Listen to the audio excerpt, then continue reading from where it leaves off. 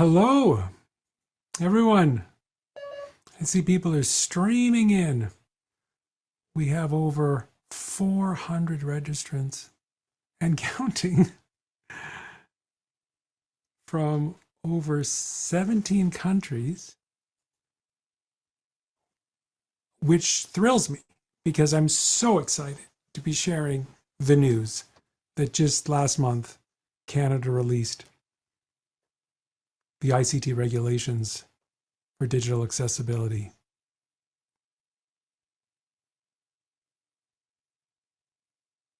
Hey, for those of you who don't know me, um, I'd like to start off with a land acknowledgement. This online event is taking place on the traditional unceded land of the Anishinaabe Algonquin Nation.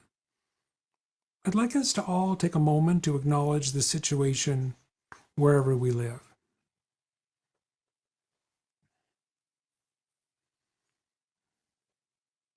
So, I'm David Berman, and I see lots of friends in the audience and people I've known for years, and lots of people who are strangers I just haven't met.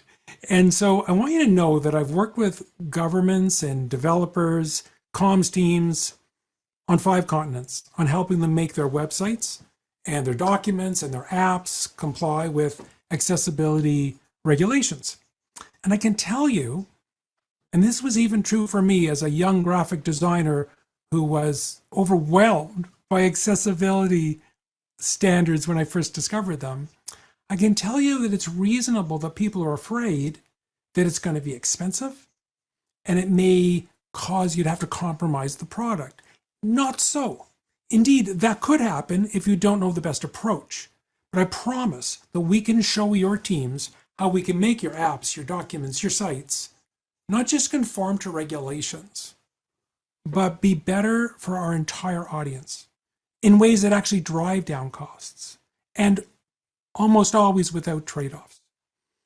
First, though, I'd like to start off with the ground rules for today.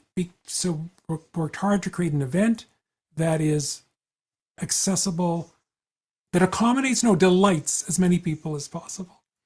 So whether you're on Windows or Mac OS or iOS or Android, your Zoom interface should, by default, be able to be presenting my camera and my shared screen of my slides and broadcasting my voice.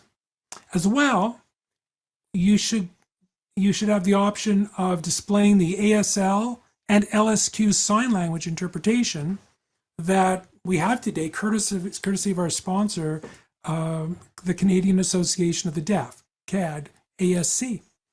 So if any of that's not working as you desire, please ask our team for help. And the way we do that is in the chat window, which you all have access to, you have the option to chat just to hosts and panelists. So if you need technical help, please send a message to hosts and panelists, and one of our team members will do what they can to help you out. Now, chat is accessible in Windows by Alt-H or Command-Shift-H. Now, if you have questions about the topic, then we use the Q&A window for that. And you have the option to post questions anonymously or with your name.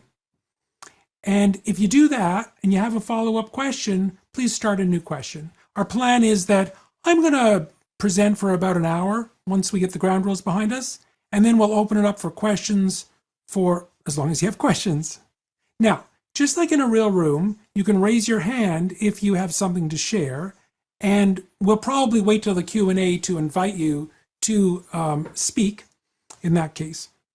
The way that works is you use the raise hand button in the Zoom interface, which is labeled raise hand. It's also Alt-Y on Windows or Option-Y on Macs. And to lower your hand, you use the same button. Now, for audio, in the unlikely, most people won't be presenting their voice today, but if you are in a situation where you're using your mic, please mute your mic when you're not speaking. Also, it's possible some people will dial in through audio to the phone. And if they do that, we'll make sure we enable your mic in case you wish to use your voice to chat or ask questions. Now, if you would, by default, the video is not on for the attendees in Zoom webinar. However, if you'd like to express yourself using sign language, for example, so you need to turn on your video, please send a chat message to host and panelists with your request. And then what they will do is we'll promote you to a panelist so that you can then turn on your video, present your question, and get an answer.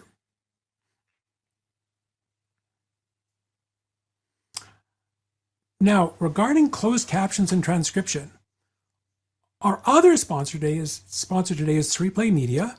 And so their Canadian headquarters in Alberta is already generating us fine captions. So today's captioning is professional live captioning. It's not auto-generated by Zoom. We also will have in the recording, which you may be watching already, we will have French captions and subtitles available, but we're going to prepare them afterwards. So to view the closed captions in the Zoom interface, you need to select the Show Captions choice in the control bar. If you're not seeing it in your control bar, then choose the More button with the 3 dots. And then from the Captions menu, you can also choose to view the full transcript. And you can use caption settings to also mess with how they look. However, people who really like to depend on captions often use something called stream text. And if you've never heard of stream text before, you may find this interesting just to check it out, because it's one more really amazing accessibility tool that's very popular, especially in North America. So in addition to the captions that appear in Zoom, we also have 3Play Media is streaming all of the caption transcript to this tool called Stream Text. And so what you do is you launch in a separate browser window, you launch this link we have, and the link is in the webinar chat now. We have one link for English, and then in there you'll find there's a drop-down menu to get to French. Now, the English captions, they are professionally being transcribed in real time. For the French, these are machine-generated translation of that English. And when we have our recording ready, our plan is to have a full manually cleaned and pressed French version to share later.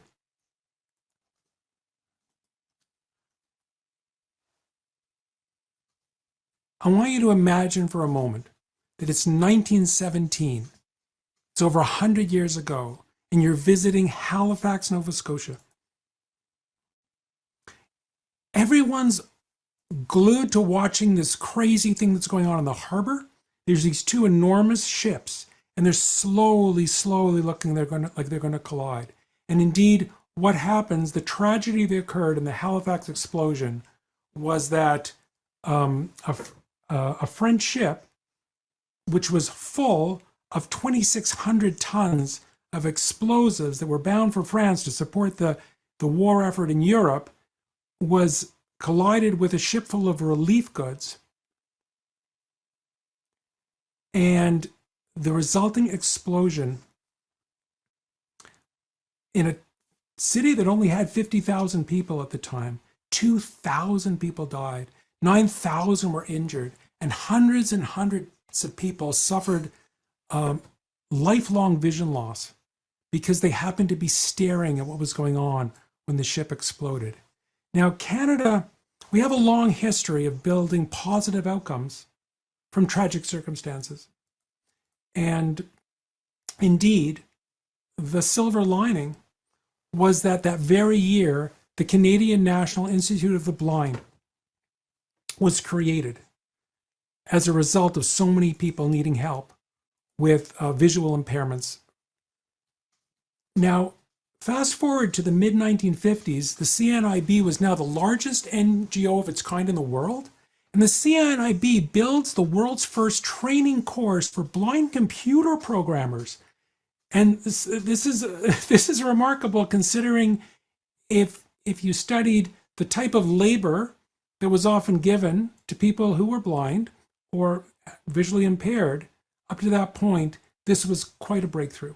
And the CNIB has been responsible for all kinds of amazing global impact, including helping develop unified English Braille, developing affordable assistive technologies.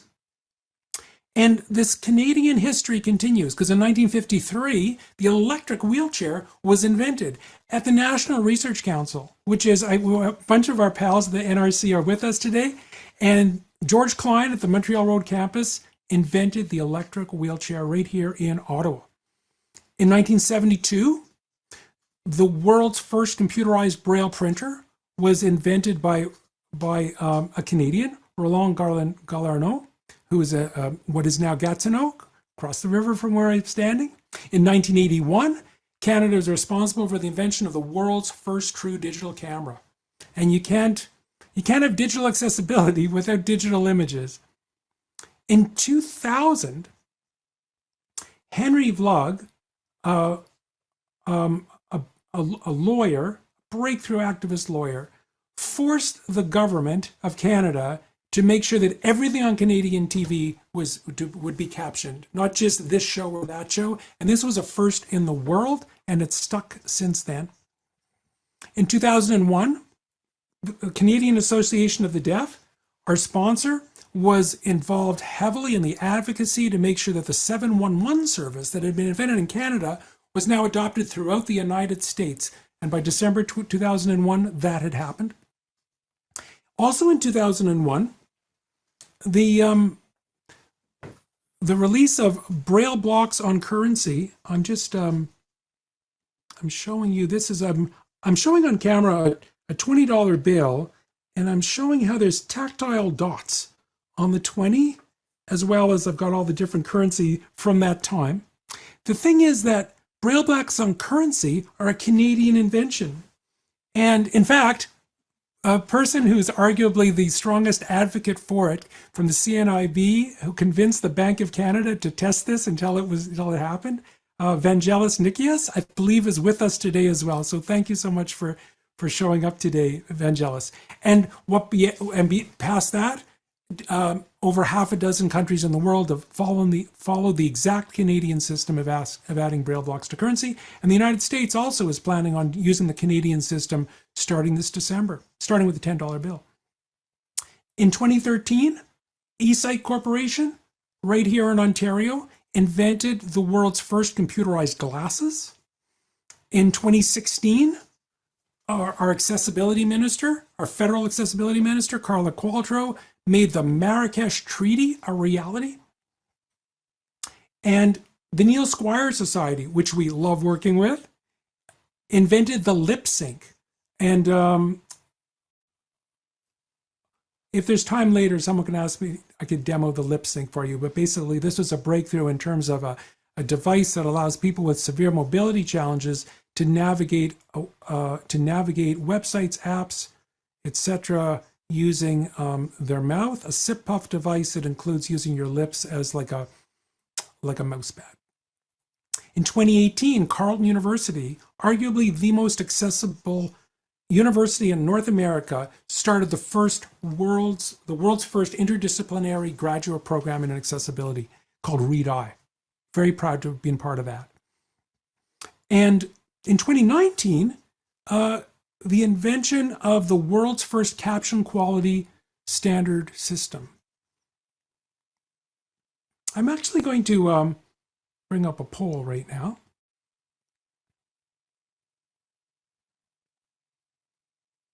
And my poll question, which I'm posting now,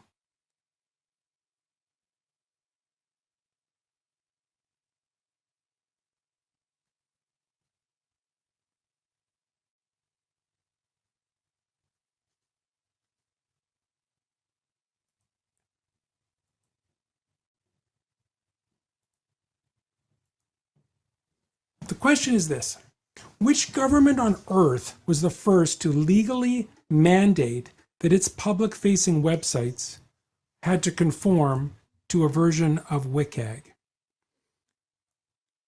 And the choices I'm giving are Australia, Canada, Illinois, Ottawa, Ontario, Italy, or the United States?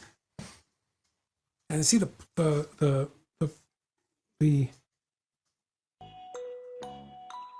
give you a bit of time to keep voting.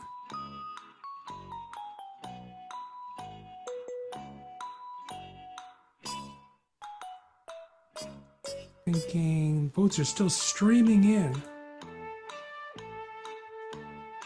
Wow, 240 people have now joined this meeting.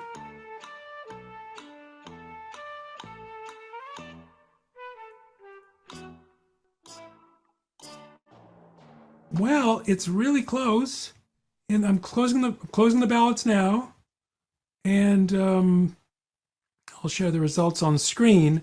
But 34% of you believe it was Canada, but 33% believe it was Ontario, and 11% say it's Ottawa. And I'll let you see those results now for those who can perceive it in. And, you know, you guys are right. It was Canada. Canada was the first in the world. And so now I'm shifting to legislation, which makes sense because that's what this is all about today, giving you the background first before we get there. So indeed, Canada came first. And number 2, by the way, was Ottawa. Sneaky that. Okay, so I'm going to stop sharing those results now. And indeed,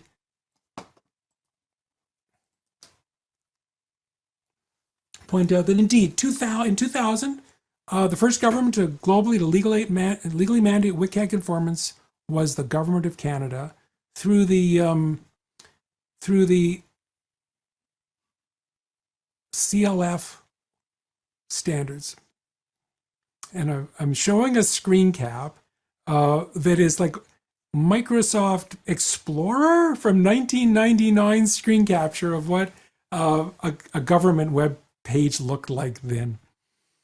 And then in 2005, Ontario did another world first, which is that Ontario's AODA legislation had regulations which didn't just demand that the government have accessible sites, but that the private sector did as well. And that was a world first.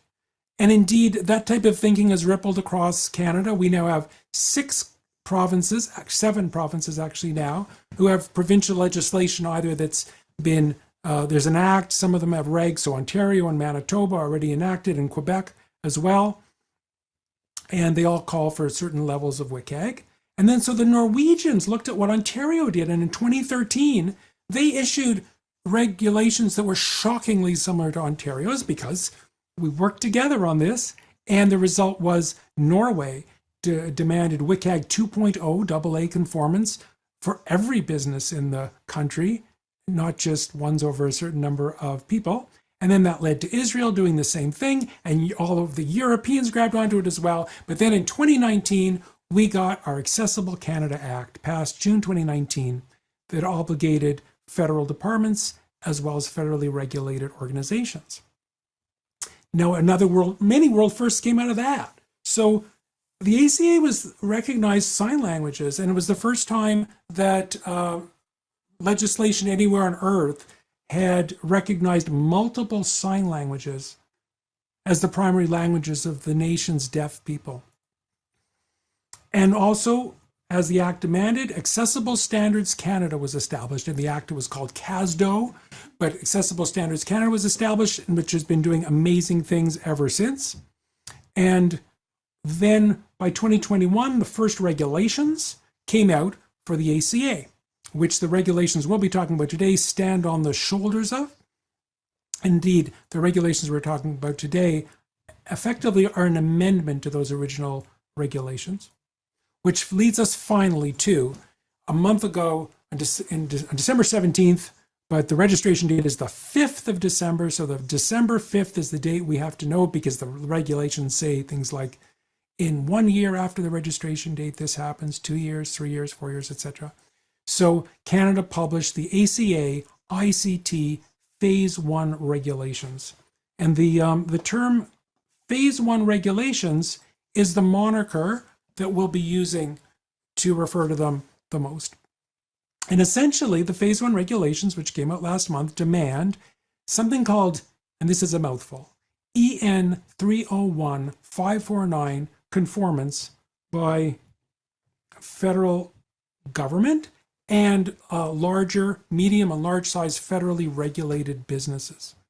And it regulates them, it regulates web pages, mobile apps, and digital documents. There's also procurement clauses and training clauses and reporting clauses, and we're going to unpack them today. So for starters, you may be wondering, hey, is my organization obligated? And essentially, there are three main groups of obligated organizations: all federal government entities. And then in the private sector, there are what are called large federally regulated private sector entities. And by large, this is defined as organizations that have an average of 500 or more employees. And then there's also the group known as medium-sized federally regulated private sector entities. And these are ones that have an average of 100 to 499 employees. There's also a category called small federally regulated private sector entities, but they do not have obligations under the law. Now, also, if any of you had read the earlier regulations, there was no distinction there between large and medium size. Medium size is a new term, so the large got split into two groups. So now we have three groups: 500 or more for large, 100 to 499 for medium sized, and below 100 is called small. And there's ways of calculating average.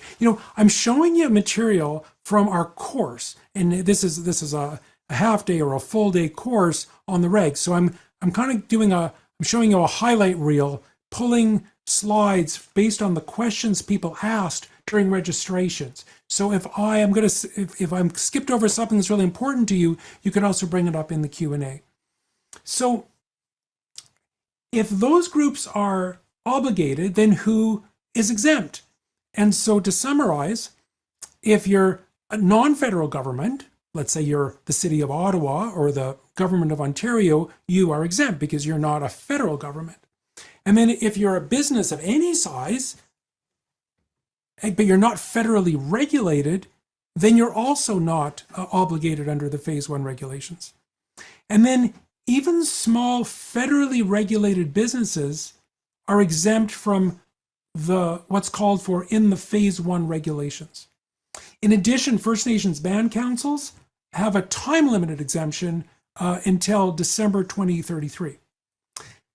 But nonetheless, and we have dozens of people from the group I'm about to mention, which are people who supply stuff to federally regulated businesses, to the federal government. And so if you're producing sites or apps or documents for any of the entities that are obligated, you need to be aware of what the procurement requirements are so you can keep providing services to the government or to larger regulated businesses. So I've created a chart, and I'm gonna describe this chart. But basically, what I've done is I've summarized all the deadlines into one chart. And basically, the message here is we've got one set of deadlines for the federal government, another set of deadlines for large federally regulated businesses, and another for medium-sized federally regulated businesses. There's three kinds of things that need to be made accessible. There are web pages, and web pages includes web apps as well. So browser-based apps are also considered websites, and mobile apps are a second group, and we're talking about public-facing mobile apps only. So if there's an internally facing mobile app, that's not covered by the Phase 1 deadlines, whereas web pages include all sites, whether they're facing our staff or they're facing outwardly. And then the third group of things that need to be made accessible are digital documents. And I'm going to unpack the details of each of these things and what their deadlines are for each of federal government and businesses. Now, just to clarify, because only the federal government has obligations, that means the provincial health authorities, assuming that's part of the provincial government, are not obligated under these regulations. Municipal governments are not obligated under these regulations. And regarding how we count employees, like do I have 500 plus employees or not? There's a formula which I can share with you, or you can read about it, which very precisely describes how you count your employees, including your contracted employees, and how you average that over a 3-year period to determine if at this moment you're considered a 500 plus business versus a 100 plus business versus less than 100 regulated business. So we're going to unpack the web pages, the mobile apps, and the digital documents. Then we're going to go to the other 3 things that are obligated under the phase 1 deadlines that have deadlines. And they are accessibility statements. And this is something new. It's not the accessibility plan that your organization already had to produce, possibly, had to produce every 3 years and issue an update every intervening year. This is something new. It's called an accessibility statement. The next thing is procurement. There are rules on how you buy services for web pages, mobile apps, and digital documents. And you have to start buying them a certain way. And then finally, there's training. And so there's a training obligation that certain members of your teams have to train up on digital accessibility, and we'll unpack that as well. So those are the 6 things that we're going to be exploring. So let's start off with the web pages. They're probably the biggest part of stuff that we all have to deal with. So under the phase 1 regs for web pages, which includes web-based applications, the deadline for federal government entities is 2 years beyond the day the legislation was published. So therefore, December 5th, 2027 is our deadline if you're federal government.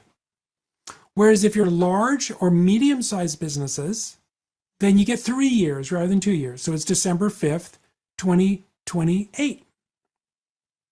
Now, I'm not going to cover this today because there's a lot to it, but there's 2 other groups that kind of have their own similar set of rules but differ a bit. And there's 2 groups. One is called transportation service providers, which are often known as TSPs. There's transportation service providers in government, and there's some amongst business. So, and then there's another group called the BTOs, which is not a reference to Great Canadian Music.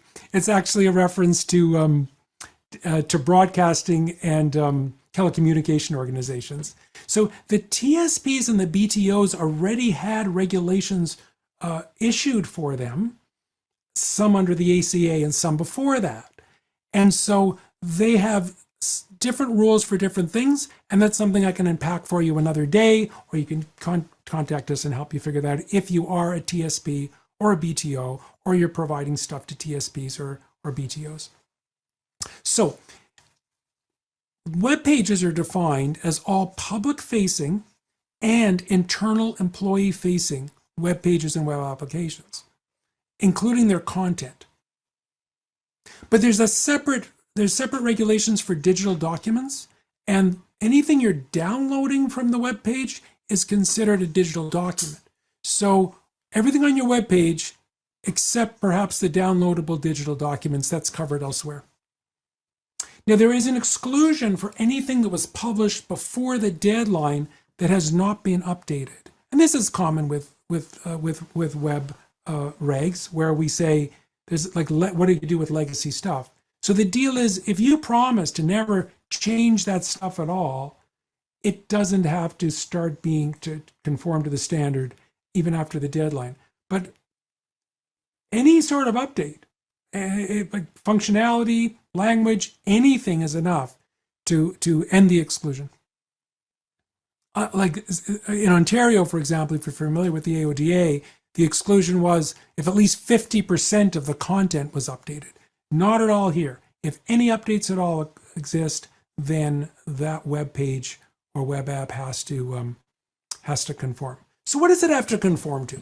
Well, the accessibility standard, and it's going to be very similar for the web pages and for the apps and the mobile apps as well as the documents, is something called EN 301549, which is really hard to remember.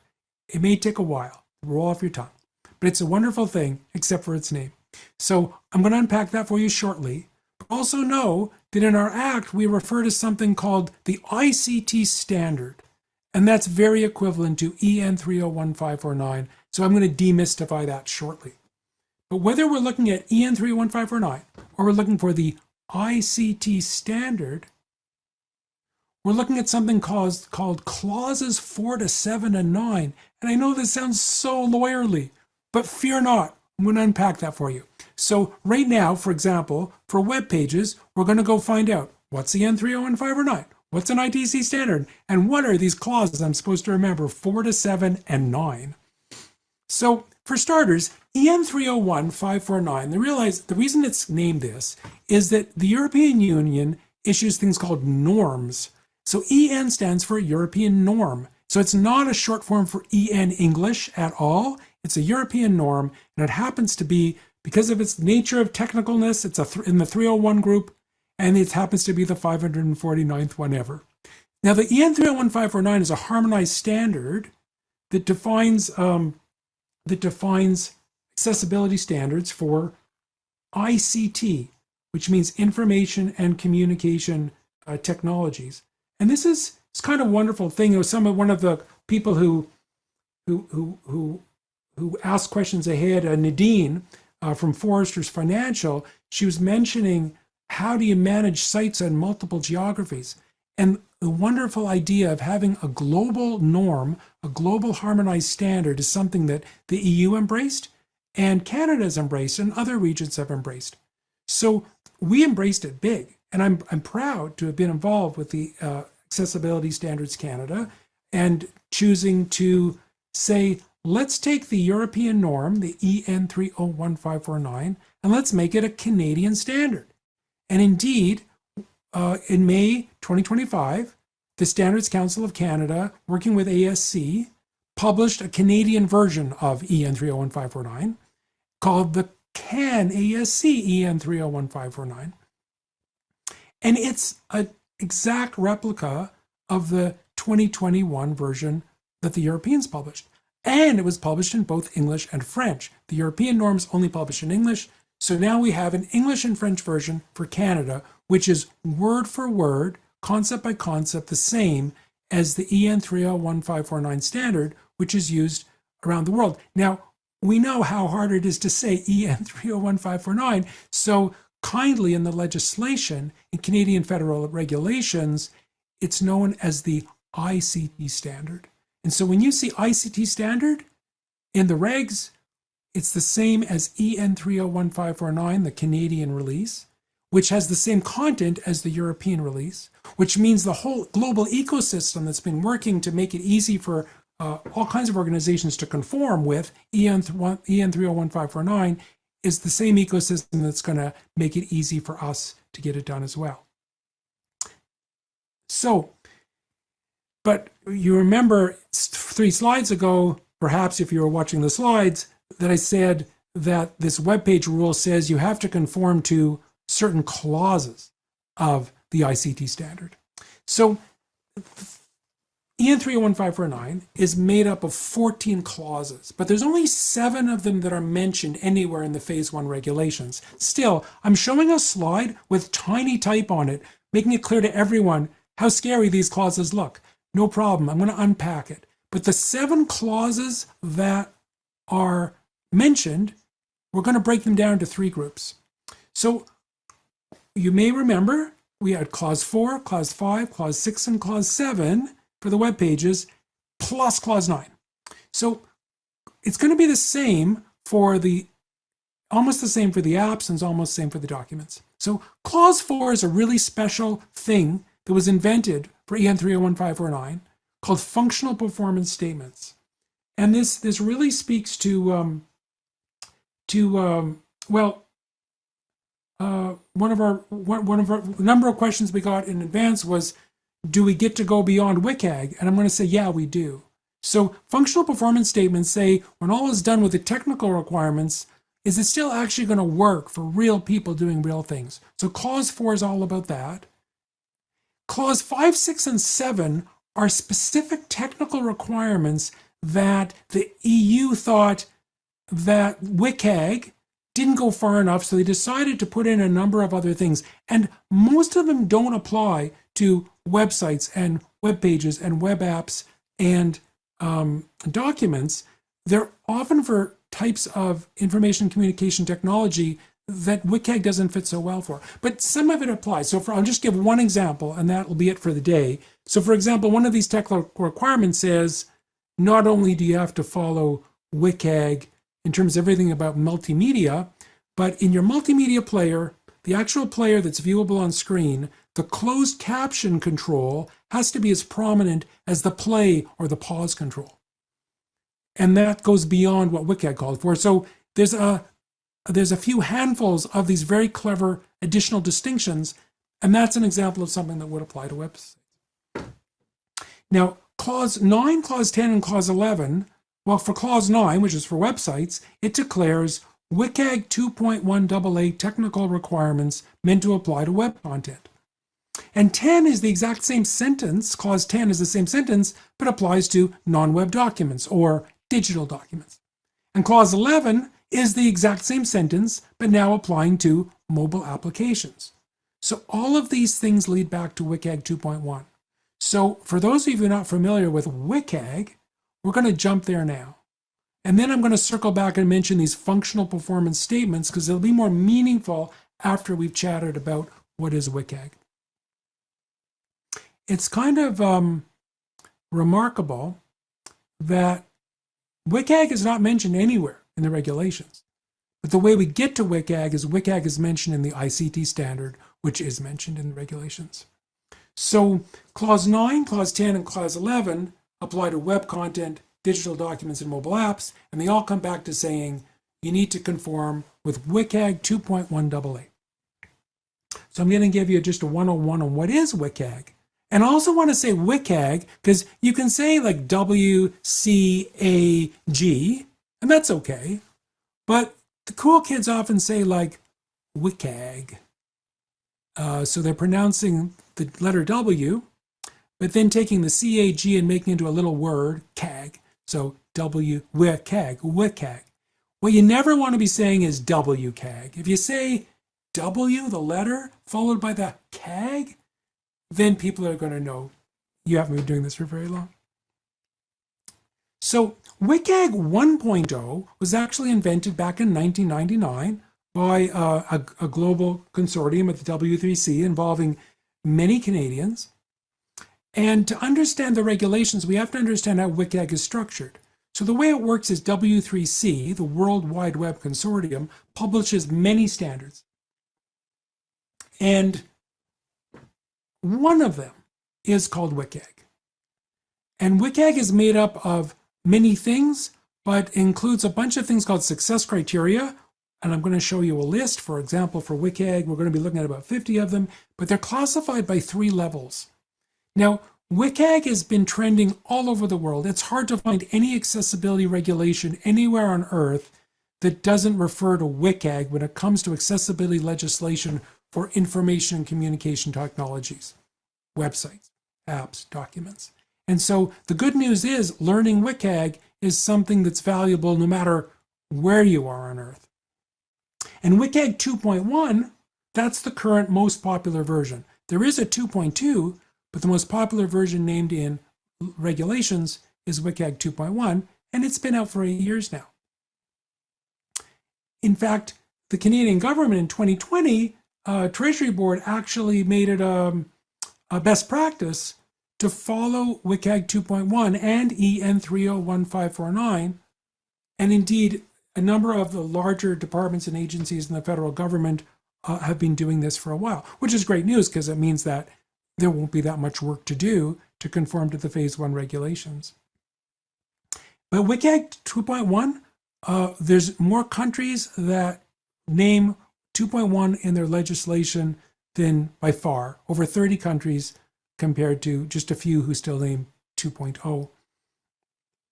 Now, no matter what version of WCAG you're working with, whether it's 2.0, 2.1, 2.2, there's 3 levels. Level A, level AA, and level AAA. Now, the idea is that if you don't do all the level A things, then many people will find it impossible to get things done. If you don't do the level AA things, then many people are going to find it difficult to get things done. And in WCAG 2.1, there's 30 level A success criteria and 20 level AA success criteria. So that's 30 plus 20, so that's 50 success criteria to bring a product to WCAG 2.1 AA conformance. Because if you don't conform to every level A and every level AA success criteria, you cannot declare the entire document or app or website as WCAG 2.1 AA conformant. Now, there's also AAA success criteria, and you may be thinking, oh, let's do them as well. But in fact, I said when we started off, we can do this without trade-offs. And I promise you, we can find a way to do it without trade-offs when we're at the AA level. But at the AAA level, there intentionally are trade-offs. These are success criteria that are more intended for specific target groups. So, all that to say, we're not going to mention AAA again today, but we are going to focus on AA conformance, 2.1 AA conformance. And what that means is, I'm now showing a list of all 50 of the WCAG 2.1 single A and AA success criteria. They're all numbered. And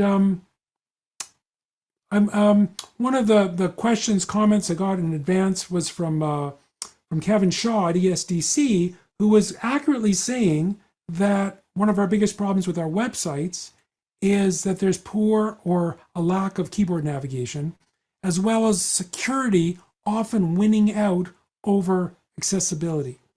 And so we have a success criteria for each of those things. For 2.11, success criteria 2.1, make sure that we have keyboard accessibility. It's a level A criteria, it's fundamental. And where the trade-offs can occur in, let's say, a success criterion like 221, which is timing adjustable, we have figured out no trade-off responses, how we can have security and accessibility working together to not have to fall short on either side. And but I'm really glad. Thanks, Kevin, for pointing it out. So, and for those of you who are already familiar with WCAG 2.0, 2.1 simply took everything in 2.0 and added 12 new success criteria. So it's not like you have to start from scratch. You just start with everything for 2.0 AA, and you just add to that the 12 new success criteria, and you're there. So for example, if you're an organization in Ontario who had to conform to Ontario's laws, or you've been supplying products to the US federal government, who still, their regulations still call for WCAG 2.0, then you don't have to start from scratch. You just have to take care of these 12 additional level A and AA success criteria. There were 38 in level A, and now there's 50 in total for 38 for 2.0 AA, and now a total of 50 for 2.1 AA. And if you're interested in the difference, I've got a whole webinar on that, davidberman.com/WCAG21 webinar. You can go and watch that webinar if you're interested in what changed from 2.0 to 2.1. Now, there's something else going on Earth, though, that in order for you to come up with your strategic plan, we're going to talk about next steps at the end, but where do you start attacking this thing, is we need to talk about WCAG 2.2 a little bit, and here's why. There's a new version of EN 301549 coming out soon. I mean, it's already drafted, and it's going to be adopted sometime later in 2026 by the EU. So at that point, there'll be an EN 301549 version out, and it's got a few changes in it, but 99% of the change is they're going from WCAG 2.1 to WCAG 2.2. Now, consider this. In the ICT, in the phase 1 regulations, there's a stipulation that says that if a new version of the ITC standard should be published, that is to say, if Accessible Standards Canada decides to put out a new version of Canada's ICT standard and also go to WCAG 2.2, then the obligated entities have up to 3 years to conform to either that new version or the previous version, the one we have right now, which means you've got this 3-year period where you can either do 2.1 or 2.2. Now, there's another stipulation in the phase 1 regulations that also says you can, if a new EN 301.549 comes out, not the ICT standard, but the one in Europe comes out, you also have the option to conform to it. So in other words, if let's say this European upgrade comes out in September this year, that's my best guess, then you now can start conforming. You could fulfill the phase 1 regs by simply conforming to 2.2 because it's still going to be around when your deadline comes up. And whether ASC publishes a new version or not before your deadline comes up, you've got this 3-year period.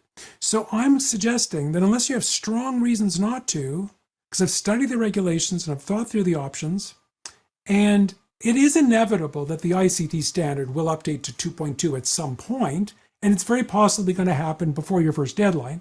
And therefore, I suggest you start working to 2.2 AA rather than 2.1 AA, wherever it's feasible, because they're not that different.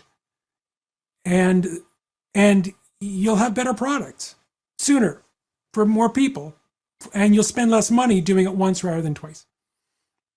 In fact, the net difference between 2.1 and 2.2 is much smaller than the difference between 2.0 and 2.1.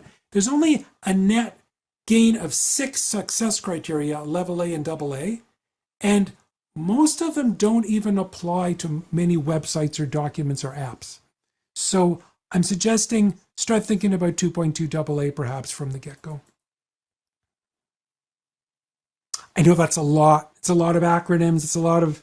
But it's a huge decision to take. And if you need to brainstorm it with us, we're here.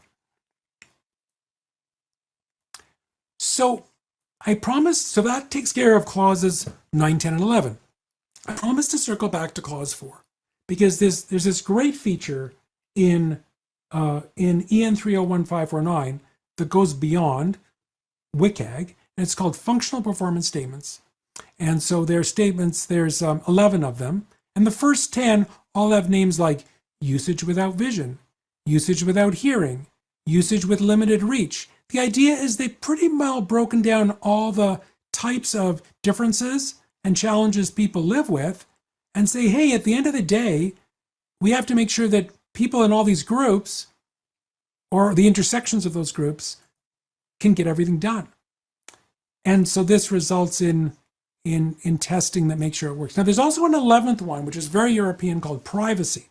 And essentially, it's about having equitable dignity and confidentiality when people are using assistive technologies. And again, I can unpack that another day, but there's specific technical things we do to make sure people's privacy and dignity is preserved on the way to EN 301.549 conformance. So here's an example of where what I like to call the accessible dividend pays off. We worked with the Canada Revenue Agency on redeveloping their web strategy so that it was intensely accessible, and not just web pages, but forms. And it took time and money to make it way more accessible. But here's the deal. Every time a Canadian can finish their taxes on their own or go to the website and find all their questions, it costs 6 cents every time someone self-serves to get their answer. Whereas it costs $26 every time they have to call, and we don't hold, to talk to people to get it done. So not only did this service the people better, but it actually cut the cost of customer support at the CRA by millions of dollars. And so you could say, well, of course it was done for all the right social justice reasons, but as well, it was better business and all the users are happier. This is what we call the accessibility dividend. When we design for the extremes and we do it well, everyone benefits. Okay, so that was all about the deadlines for websites. And now we're going to shift over to mobile apps. So a very similar structure to the websites, except the deadline's slightly different. So for mobile apps, the deadline is the same for everyone. That's federal government and large business. Deadline 3 years, so that's December 5th, 2028. And there's no deadline for mobile apps for small or medium-sized businesses, and there's no deadline for non-public facing apps for anyone. Now, there's a really interesting distinction here about the apps, so perk up your ears or your eyes, and we've never seen this in legislation, accessibility legislation before. So for future apps, that is apps that are published on or after December 2028, they must conform to the ICT standard, clauses 4 to 7 and 11, except as I already showed you, 11 is just 10 for mobile apps. So it's the same requirements. But for existing apps, all of the obligated entities, the federal government and the large federally regulated businesses, they have to assess their existing apps. They don't have to make them accessible, but they do have to take an assessment of the accessibility of the apps if they're planning on keeping them online beyond December 5th, 2028. I'll talk a little bit more about assessment very soon, but that's an interesting regulation. So there's nothing in the phase 1 apps saying when those need to be made accessible. Maybe that's in phase 2, but the requirement is for the existing apps, if you're going to keep them live, you're going to have to do an assessment of them. Now, for the third group of things needing to be made accessible, there was websites, there was mobile apps. The third group is non-web documents, which the regulation, refers to more often as digital documents. The reason they use this phrase non-web documents is that's language that's in EN 301549, and it's kind of confusing, but it's in there, so we got to reference it back. So whether you call them non-web documents or you call them digital documents, there's a deadline for federal, just like the mobile apps, federal government and only large federally regulated businesses need to conform in 3 years. That's December 5th, 2028. And what's included are all new or updated digital documents that are available for download from web pages or apps. And if you're wondering, like, what kind of digital documents, ESDC has explained that it includes documents like PDF files, word processing files, and presentation files. Now, there is an exclusion for things that were published before the deadline that have not been updated. And even that means, so legacy documents don't have to conform. And again, the standard we're holding it to is EN 31549, which is the ICT standard, clauses 4 to 7 and 10. And again, small and medium-sized businesses have no deadlines. I mean, unless you're smaller, medium-sized businesses at TSB, then that's the only place where that could come up. Now, there's also the W3C, who publishes WCAG. I was proud to be involved with this. They published something with a horrible name called WCAG 2 ICT. What they're trying to say is this is how you take WCAG, which really was designed specifically for websites, and apply it to non-web documents. So there's actually a guidance material which explains to us how to apply those 50 success criteria in WCAG 2.1 AA to non-web documents. And that's how we do it. So those are the 3 groups of things we may need to make accessible. And now I want to pivot to the other 3 things, that phase 1 regulations call for us to do.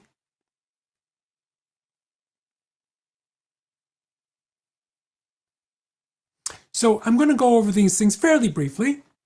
So first of all, these new things called accessibility statements. Just the federal government and the large federally regulated businesses have to publish something called an accessibility statement. And what it does is it tells you what websites we have and how accessible are they, and what mobile apps and digital documents we have and how accessible are they. And so we're taking inventory. And then after the first publishing of the statement, they must update it every 12 months. So imagine an annual thing where you refresh your list of what you have and confirm it's accessible, or if it's not accessible, explain why. Now, the federal government has an obligation that's only 2 years out. Just for the websites, and then for the mobile apps and the digital documents, they get 3 years.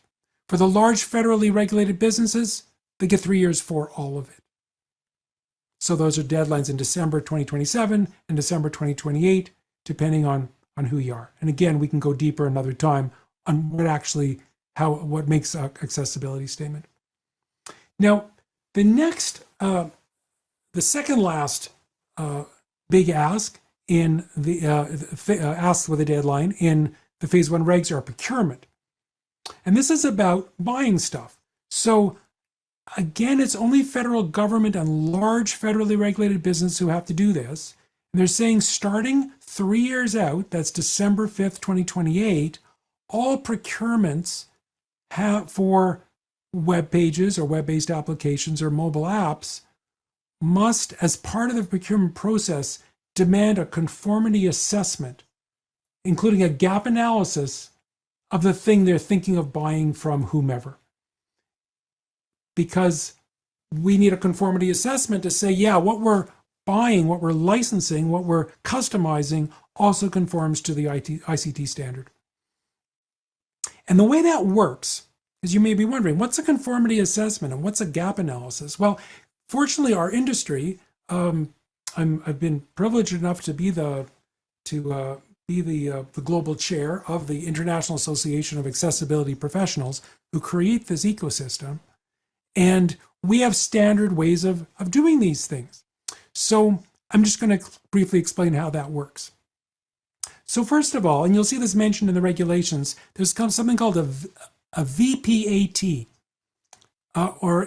When we speak of this, we call it a VPAT. So that's like a VPAT. If you asked me for a VPAT, I may be even, because what? What did they ask for? It's that uncommon to call these things VPATs.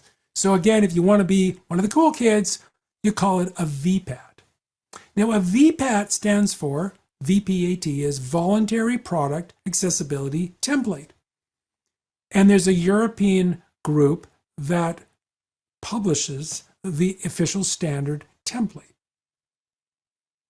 It's a template for producing something called an Accessibility Conformance Report, an ACR. So even though people really need to give you an ACR, it's so common to refer to the reports that come from these templates as VPATs as well. You'll hear these two terms intermingled. So if someone says, I've got a VPAT for Microsoft Office to show you, they really mean they've got an accessibility conformance report. Let me show you. I'm going to show a picture right now. I'm showing a picture of what the blank template looks like that's published by the Europeans of the VPAT. And then I'm showing a picture of what an ACR, an accessible conformance report, looks like when we do one for our clients. Like this is one we did recently for an amazing software firm in Montreal called Explorance. And they were able to meet or exceed both WCAG 2.1 and AA and 2.2 AA. And so we've got all our professional certifications proudly there, all the badges, the global badges for accessibility testing from the IAAP. And it breaks down everything about and demonstrates how they meet or exceed the EN 301549 standard, the WCAG 2.2, WCAG 2.1, WCAG 2.0, all in one standard document. However, when we're trying to show the detail of how someone reached conformance, we usually instead do a gap analysis. And you could put the gap analysis inside the ACR or the VPAT. But typically, a better approach is we develop something called an accessibility remediation report. It just doesn't just show the gaps, it actually includes detailed recommendations on how to close every gap. So when we're hired by someone like Explorance or various government departments who have us do these things, we don't just find the gaps. We say, here's our team of experts recommends these are ways you could close those gaps in a way that's most sustainable, most effective, etc. And in fact, I'm really proud shameless plug. I'm proud to say that we're awarded a standing offer in every region across Canada. We were rated #1 in conformance assessments. So whether it was websites, mobile apps, non-web documents, PDFs, non-PDFs, we're really good at this, and the government of Canada agrees. And but whether we're going to train you to do this yourselves and create your own ACRs, or you're going to hire a firm like ours or someone else to produce that ACR for you, we've got advice on what to watch out for. Because an ACR that's developed by people with certifications is obviously going to be more credible than someone who doesn't have those certifications. Now, the final item that phase ones we're calling for is training. And what they're asking for is training of people in every federal government and large and medium-sized federally regulated business by December 5th, 2027. This is the only deadline there is for business that's not 3 years out. It's only 2 years out. What they're calling for is digital accessibility training on the fundamentals. And they've identified that every employee in your organization involved in either the development or maintenance or support or procurement of digital technologies needs to take some basic training. And past that deadline, they expect new hires to do so as well, to receive it as soon as possible, as maybe as part of onboarding. And also, it's not just training on the accessibility of those three groups: web pages, websites, web apps, mobile apps, documents.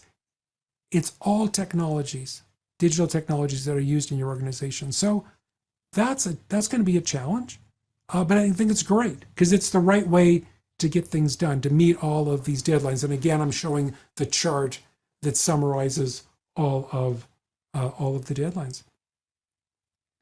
So we've gone pretty deep, and I think at this point we should, one more thing I should mention. There are a number of conformance exceptions and exemptions in the legislation, and I don't have time to unpack them for you today, but there are some cases about who the target audience is, or certain types of content, or certain types of maps, or other things that just make it really hard because the tools aren't ready to help you. So there are a number of designations of places where you're exempted from meeting the ICT standard, and instead we're presented with alternative things you can do until you can meet the EN 301-549 standard, the ICT standard.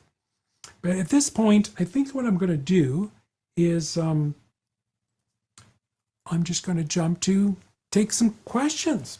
And then after we've had some questions, we'll wrap back to what's next, to our recommendations. So Adrian Hall is asking, what about municipal governments? And Adrian, it's a pretty simple answer. If you're a municipal government, you're not obligated at all under the phase one regulations. And that's because you're not a federal government. You're a municipal government.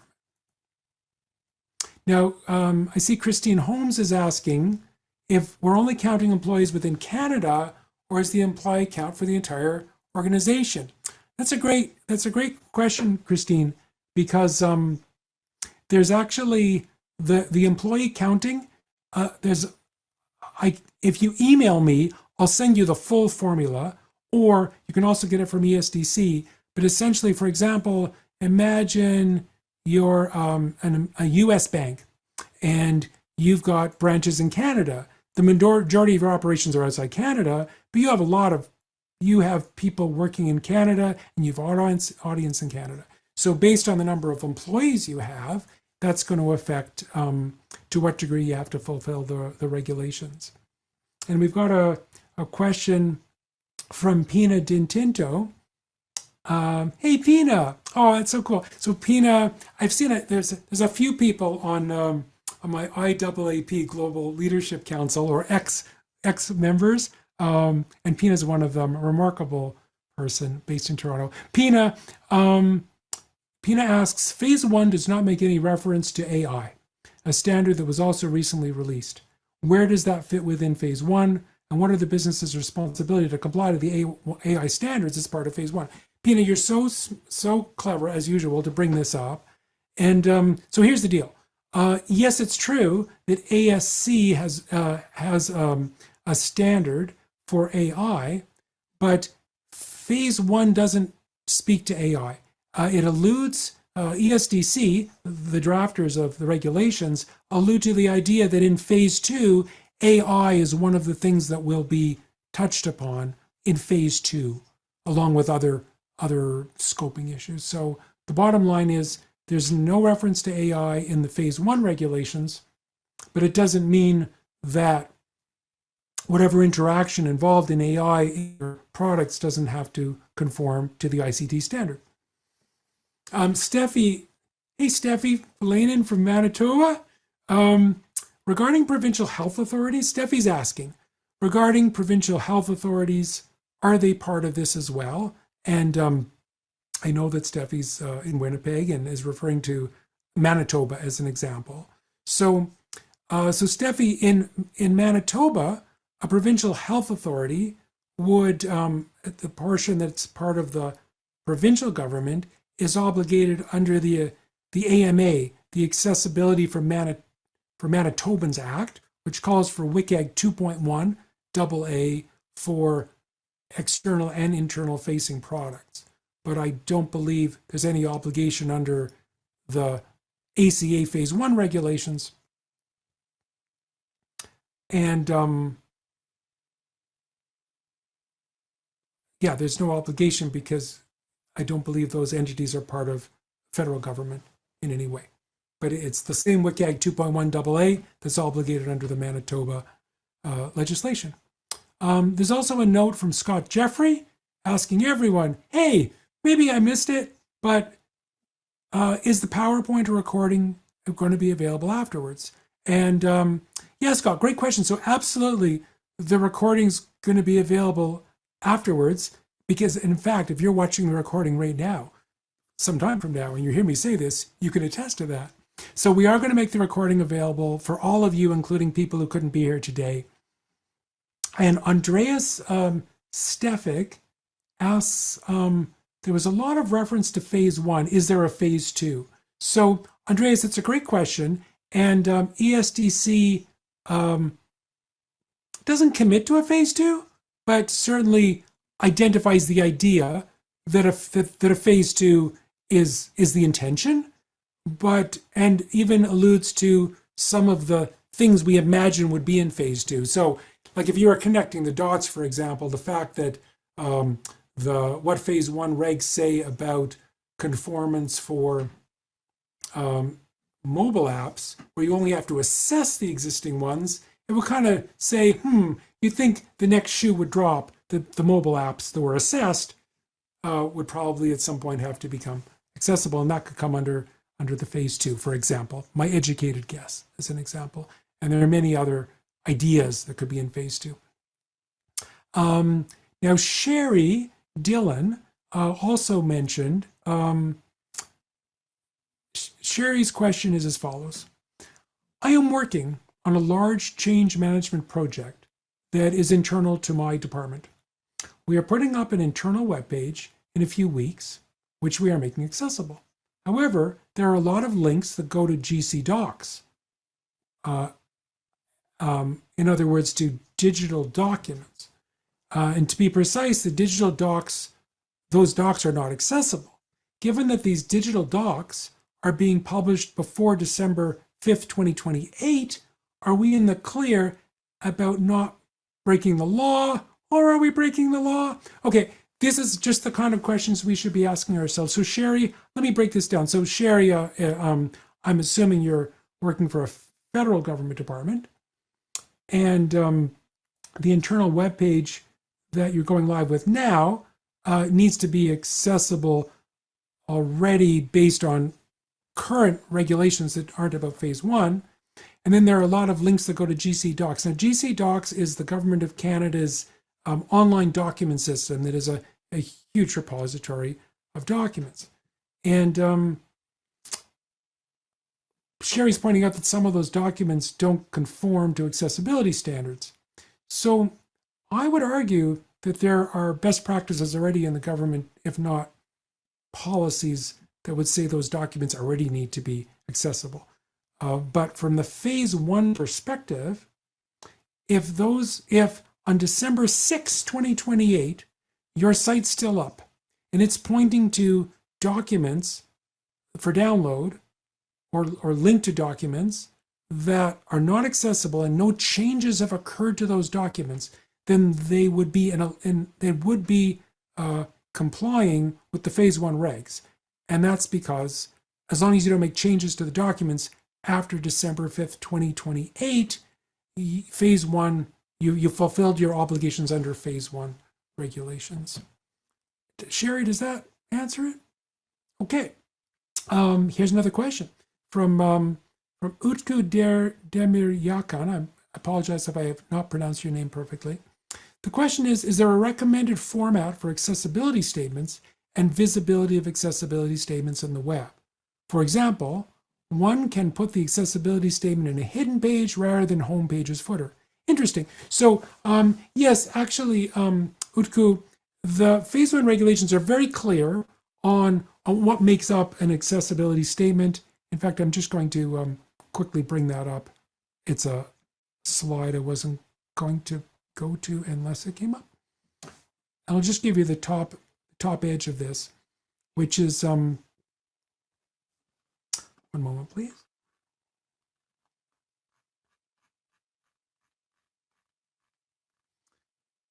Just as I located, the answer is yes, the regulations are very precise as to what makes up a complying accessibility statement.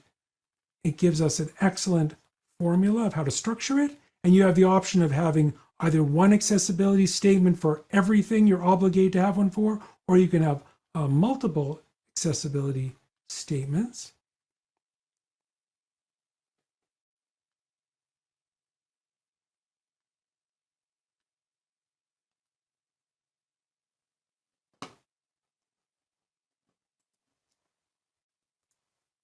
So an accessibility statement has to provide an overview and describe the accessibility features of the regulated digital technologies.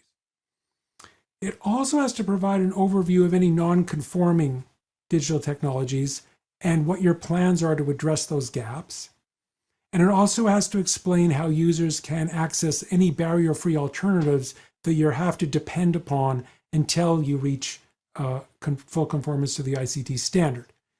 Now, the accessibility statement has to list all of your websites, both internally facing and externally facing, all your public facing mobile apps, and also has to explain this as well for documents, though it seems reasonable that you talk about groups of documents. And if you go deeper in the regs, it explains how to structure the statements. And now the statements have to be published on your public facing website. So you can't hide it somewhere. It's got to be somewhere on your main public facing website so that the entire world can have it there. And also there's, I didn't touch on it, but all of the records and all of the statements you make have to be kept for at least 4 years in digital format. All of the reports, anything having to do, any records of training, the regulations are very clear that you have to keep all of those for at least 4 years from the day the training happened or the statement was published, etc. Yeah. We have another question. What courses or certification programs or curriculum do you recommend for training? Well, I'm a little biased because it's part of what we do. So when it comes to courses or coaching or learning guides, we're well known for putting on private events that touch on every one of these topics, whether it's a course on these regs themselves, but we go way deeper than I did today, or whether we're going deep through every success criteria, a multi-day course where we unpack everything in WCAG 2.2, or whether we have webinars specifically on PowerPoint or multimedia or accessible meetings like this one, and whether we should use Zoom versus Teams, instructional design, all kinds of stuff. We love this stuff. Accessible forms, we're real masters of that.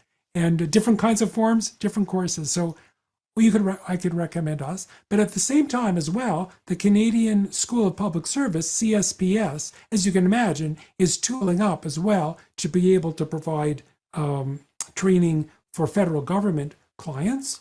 And as well, there's many other organizations on earth who provide courses. Now, for certification programs, that's something else.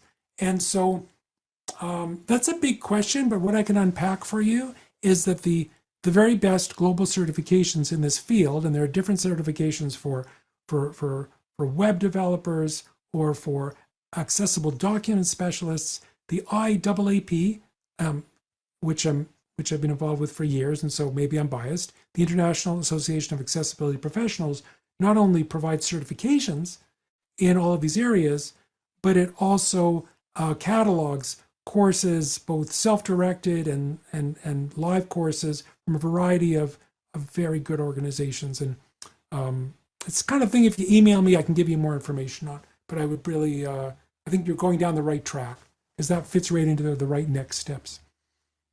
Now, thank you for the question, Anonymous. And then Binton Diarra, the question is, regarding the part regarding procurement and training, does it come from ICT standard, or was it added by the regulators? So let me unpack this, because it's a great idea that you're trying to sort this out. So the ICT standard is a standard we measure things against. So we decide, is this thing accessible enough? And it gives us a way of saying, yes, this website or this app or this instructional design course, or we can apply the ICT standard to all kinds of things that aren't touched in the web. So an airport kiosk, for example, is where EN 301549 shines, because imagine, let's say you have an Air Canada kiosk where you check in at the airport and you're going to get your boarding pass, but it's not just a machine that has a piece of software on a screen, it's also a physical object. If I can't roll my wheelchair up to it close enough to reach the screen, it's going to fail EN 301549. It's going to fail the ICT standard. And so ICT standard goes broader than just what we talked about today, but it's still a way of measuring accessibility. Now, when we talk but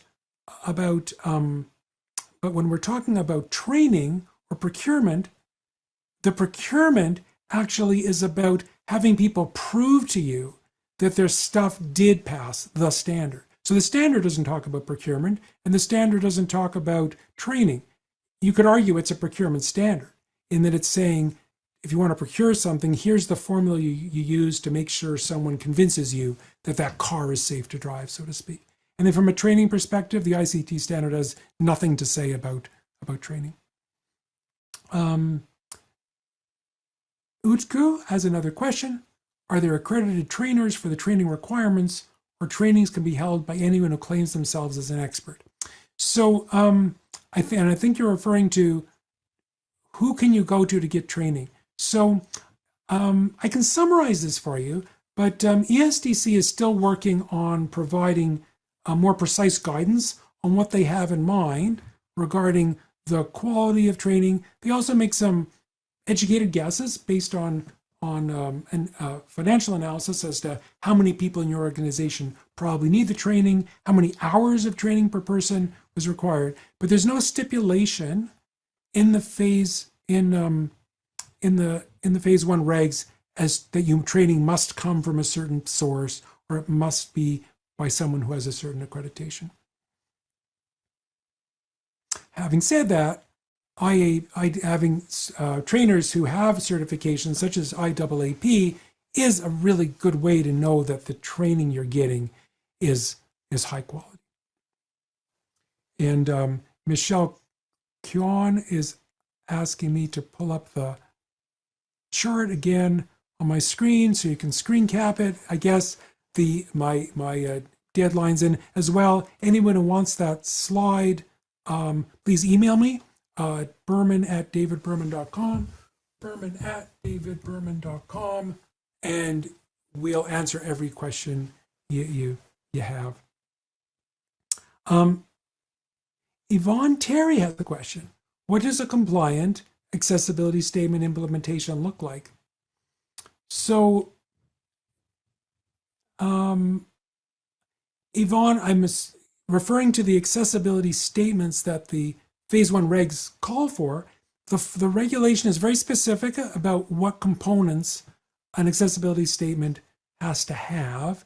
And if you'd email me, I'll provide you the formula that ESDC provides. Or I also want to explain, I'm just going to go to I'm going to pull up a slide about this, that ESDC themselves, who have written these awesome regs, have guidance available to you. So if the regulation itself, if the thing that appears in the Gazette is too lawyerly for you, there's an excellent document called Guidance Overview of Regulatory Amendments, Digital Technologies Phase 1.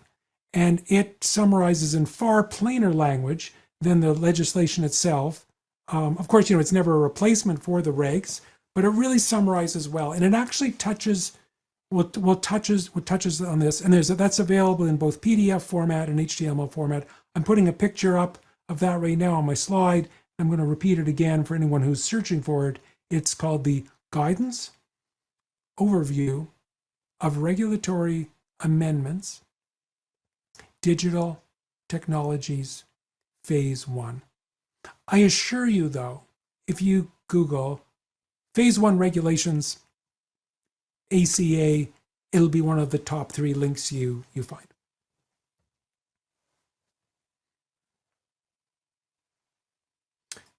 So we've only got about a half a dozen questions left, so I figure we might as well address them all. But for those of you who may need to bounce, I am going to I did promise to give you some next steps, so I've got 5 top next steps, which I'm bringing that up shortly. So Christopher Billman asks, what makes a business federally regulated?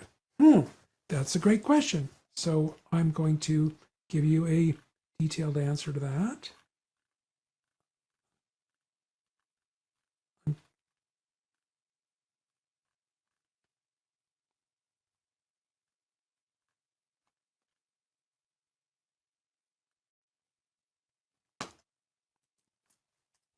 Again, these are slides from our course on this. So I'm showing a slide called Phase 1 Regs. What is a federally regulated private sector organization? And I'm saying private sector because if you're government, if you're federal government, you're federal government.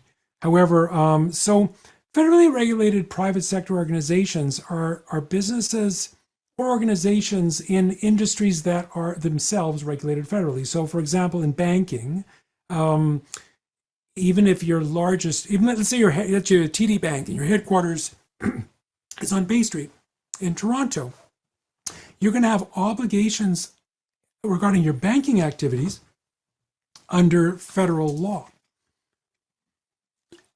You've also got obligations in the retail level. If you're for your branches in Ontario, you also have to conform to Ontario or Manitoba law for the interactions you have with individuals. But for the actual banking stuff, you're in a federally regulated industry, and therefore whether you're a Canadian bank or a foreign bank in our space, that's a strong group. There's also anyone involved in transportation which crosses provincial borders or international borders, whether you be airlines or trucking companies, you're also federally regulated, whether you're transporting people or transporting wheat. The telecommunications industry is federally regulated. The broadcast industry is federally regulated. There's special resources like how wheat is handled, how uranium is handled. Those industries are federally regulated, and therefore any businesses in those individual ecosystems are also federally regulated. I've got a question from Jason Belanger. Can you confirm that the federal, provincial, territorial partnerships round upwards to the federal standard? Jason's question, can you confirm that the federal, provincial, territorial partnerships round upwards to the federal standard? Jason, I don't know because I'm not quite sure I understand your question and I don't want to give you an answer that's incorrect. Jason, could you email me that question? And we'll get you the right answer. Or you could also ask ESDC. Michael Young, hey Michael, says, hey David, does EN 301549 specify a standard for accessible PDF files? And then Michael says UA, UA2, WTPDF, and I'm going to just break that down in non-nerdy language. Michael's wondering, does EN 301549 specify a standard for accessible PDF? And the answer to that part of the question is yes, Michael, absolutely. It specifies the same measuring stick that I've mentioned. It mentions WCAG 2.1 AA, as well as those extra technical things in clauses 5, 6, and 7, which possibly could affect PDF files. Now, Michael's also referring to other global standards for accessible PDF. There's one called PDF UA. There's the PDF UA version 2.0 we're working on. I'm on the ISO committee for that. But the bottom line is, Michael, no, EN 301549 does not at all mention any other standard for PDF files except for WCAG 2.1 AA. Even though PDF UA is a great way to measure the accessibility of files. Kevin Shaw, could you explain timeouts on sites? Yeah, so this is Kevin from ESDC. I can certainly explain timeouts on sites. Yeah.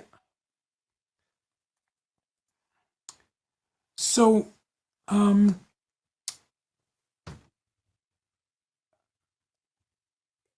in websites and web apps, we often have a situation where there's a process going on, like you're filling in a form and you're only given so many minutes to fill it out. And so, for example, and in WCAG, there are allowances that they're allowed to only give you a certain amount of time and some exceptions around this. So typically in the WCAG success criteria, which calls for timeouts, which is actually success criteria 2.2.1, and you have the classic case of you're booking a ticket on Air Canada's website. And normally we would demand, so that everyone has enough time to get the form filled out, that you give people the ability to extend the amount of time they're allowed, or simply give them lots of time in the first place. And that makes sense, especially in the accessibility environment, because some people with cognitive differences need more time. Some people using a certain assistive technologies need more time. Some people for whom the language of the document is not the language that they grew up with need more time. And so WCAG has a variety of ways which we insist that you give people enough time to get things done. But there are exceptions to that. And one of the exceptions is, well, I'm sorry, but the nature of eBay or the nature of an airline booking site is you can't sit on a ticket forever. Someone else may want to buy it. And so WCAG has this pragmatic balance where there are exemptions for timeouts. Now, I think the reason Kevin's bringing this up is the other reason we have these exemptions that come up is for security requirements.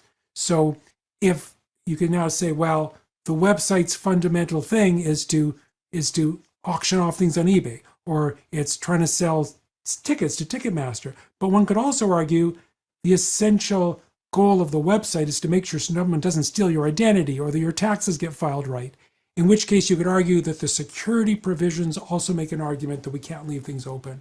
So the best practice is we inform people really, really well if there are any timeouts in advance so they can prepare themselves. And then we work well to create a web experience which works for everyone. However, and this is a deeper question, and Kevin, I welcome you to call me directly on this one because it's a fascinating topic and we've got some great use cases. But essentially, sometimes people feel we can't have security and accessibility. I'm sorry, I should say we can't have ICT standard conformance as well as conformance to or compliance with various security regulations. And I'm saying, yes, we can. And we're going to find that balance every time.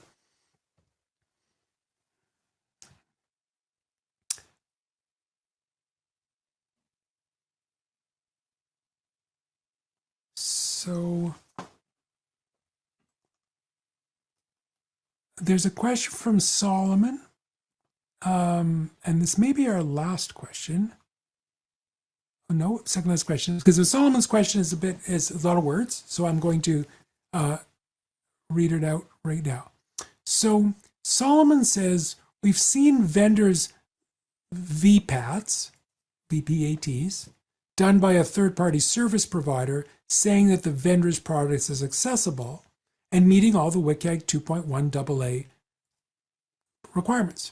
However, the actual product contains blocker accessibility issues. In other words, accessibility issues that block the ability of people to use the product, such as keyboard inaccessibility, unlabeled input fields. Like, these are examples, I'm just paraphrasing, egregious failures of WCAG 2.1 AA. What would you recommend in this situation where there's a serious discrepancy between the vendor's perception of the accessibility of their product and our team's evaluation seeing it being inaccessible? This has led to strong pushback from vendors and sticky conversations. This vendor has a strong background with certificates and credentials. This has led to many headaches and conversations. So, Solomon, I feel your pain, because we also we see this happening, and it hurts. Well-meaning people who think they know how to do conformance testing may not do it well enough, and they end up providing a declaration that something conforms when it really doesn't. But it sounds like, Solomon, you're dealing with not an edge case, but really egregious failures. So my biggest recommendation is to urge your vendors to not write their own VPATs, but to hire people with IAAP WAS certification, because they wouldn't have that certification if they didn't know how to do conformance testing. And it's like hiring someone to do law who's not certified as a lawyer. And if the legal answer you need isn't that important to you, you don't mind asking a random person or someone who feels like they understand the law. I shouldn't say a random person. That's one thing. But if it's really important to you, if it's crucial that something be accessible, which in this case it will be because of the regulations, then I recommend you make sure that the vendor does. So Solomon, again, we could, there's also a grievance process for such matters. So Solomon, if you want to contact us more directly and explain what could be confidential, which is what certifications they have or they claim to have, there are indexes where I can show you how you can look up the certification and see if they're the right certifications for the situation at all. But it's just like if you took your car into a safety inspection in a garage and it passes, but then it clearly shouldn't have passed. It's a situation where clearly the vendor either unintentionally or otherwise is making a claim that isn't accurate. So, geez, thanks for all the amazing questions, and I appreciate those who have stuck around for so much. So I promised some few next steps, and here they are. I've got a slide up which has them, and this is just the beginning of the strategic process. I'm going to mention some entity-wide strategy steps for regulatory compliance that are sustainable. So the first thing we recommend is, of course, you're going to determine how the regs apply to you or how they apply to your customers. The second thing is you're going to take inventory of all your digital assets that are in scope. What apps do we have? What digital documents do we have? What websites, both externally facing and internally facing, do we have? Our third step, which is right out of the Government of Canada playbook, is to reduce the rot. That is, if there was ever a good time to remove redundant or trivial or outdated, ROT, redundant, outdated, trivial content from your products, now's a great time, because that's a good thing to do anyway, and now you have less stuff in scope, and so you have less stuff to potentially have to fix. Now then, my fourth point is that for everything that's outsourced, you train your procurement teams to review their contract templates. So when you hire, you make sure you're downloading the responsibility for providing you products that meet the regulations and beyond right in your documents.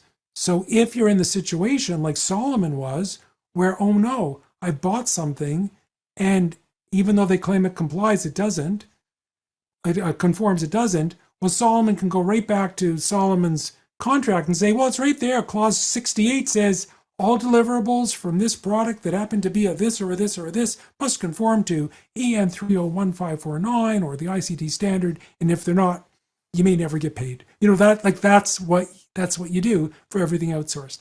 And conveniently, these regs insist that we train our procurement people anyway. And then for those things you're developing in-house, you just need to make sure your strategic plan includes an inclusive by default approach. And what I mean by that is if you wait till a product's completely created and then decide, oh yeah, let's make it accessible. Well, you couldn't choose a more painful, more expensive, and least effective thing than to see accessibility as the last step. Rather, we want you to do the opposite. We want to build things in inclusive by default. If someone's writing an article in Word that's going to be on your website, let's give them an accessible template. So we don't even have to teach them how to make an accessible document. We just teach them how not to break our template.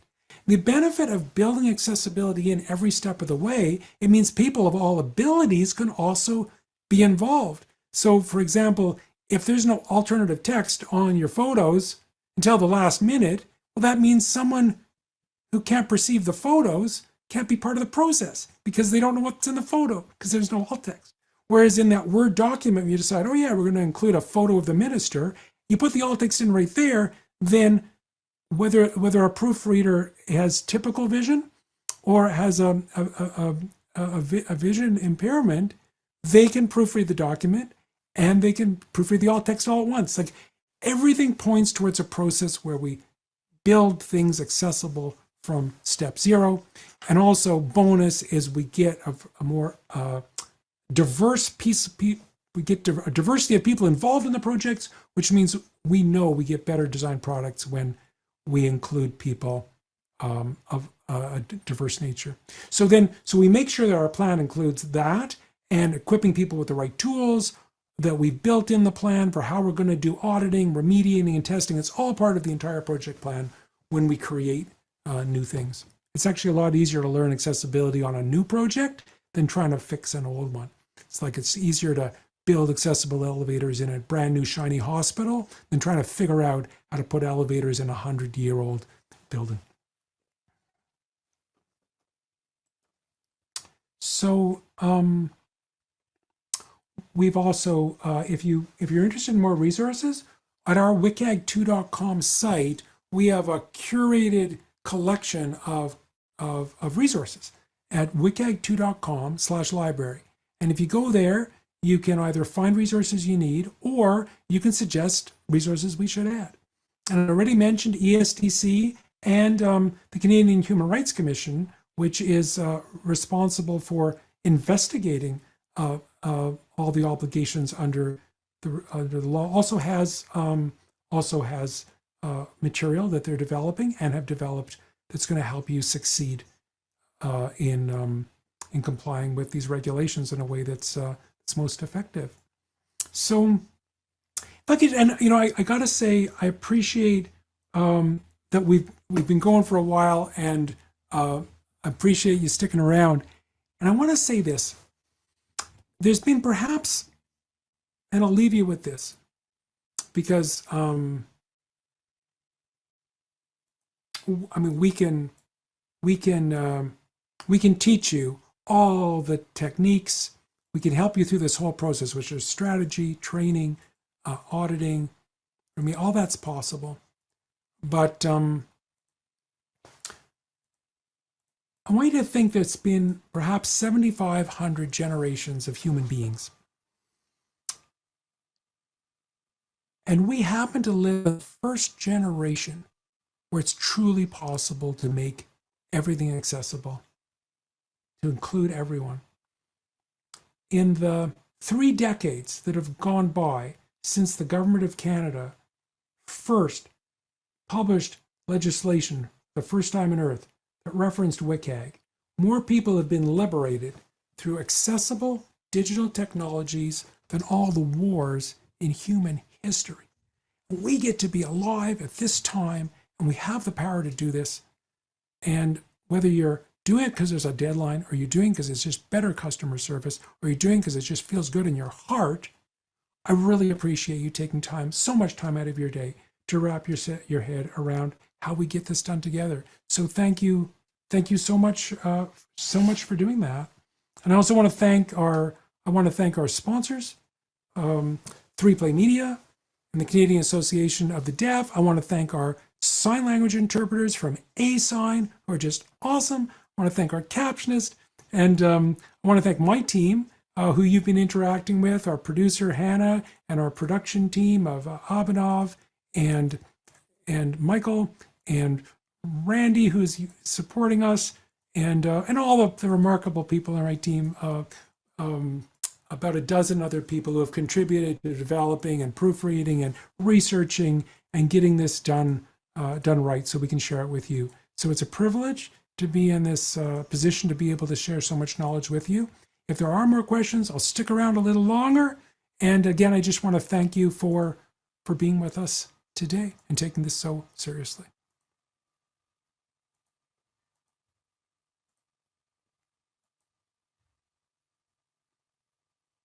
We will be publishing a highlight reel of the. We will be publishing a short PowerPoint that has the highlight slides in it that I showed today that were most relevant. We'll also be working on the recording, a fully accessible recording that should be available within the next week or two, and we'll tell you all when it's available. Oh, there's one more question from Margarita Felicio, and her question is, or her statement is, "Hi, David. Is there any gap report template that might be used as a guide?"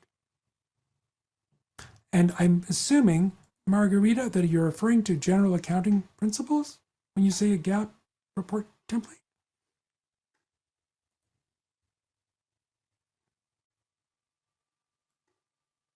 Maybe, Margarita, you should email me that and the answer, and we'll give you the answer to the question once I fully understand it.